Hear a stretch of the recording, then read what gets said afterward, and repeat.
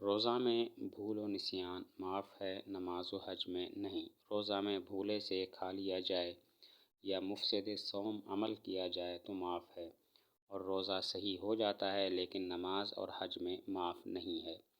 اس کا مطلب یہ ہے کہ روزے میں اگر بھول جاتا ہے اور کچھ کھا لیتا ہے، پی لیتا ہے، یا روزے میں بھول کر کوئی ایسا کام کر لیتا ہے جو روزہ کے منافی ہے، تو پھر یہ معاف ہے اور روزہ اس سے خراب نہیں ہوتا، روزہ نہیں ٹوٹتا۔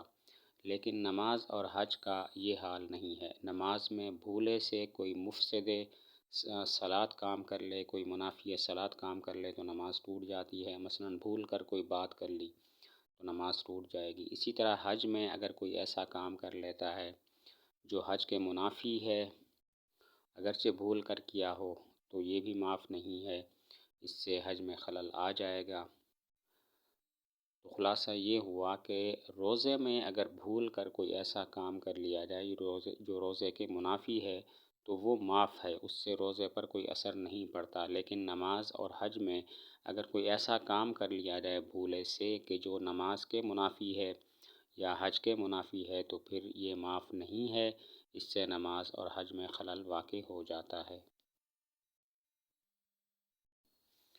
افطار کے لیے کیا چیز بہتر ہے؟ حدیث حضرت سلمان بن عامر رضی اللہ تعالی عنہ سے روایت ہے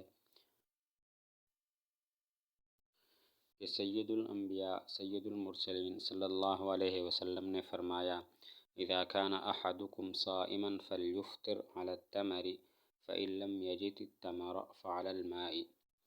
جب تم میں سے کوئی ایک روزہ دار ہو تو وہ چاہیے کہ کھجور سے افطار کرے، بس اگر وہ کھجور کو نہ پائے تو پانی سے افطار کرے۔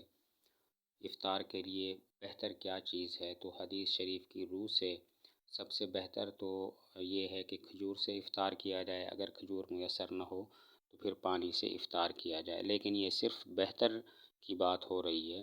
باقی کسی بھی کھانے پینے کی چیز سے جو حلال ہو اس سے افطار کرنا جائز ہے۔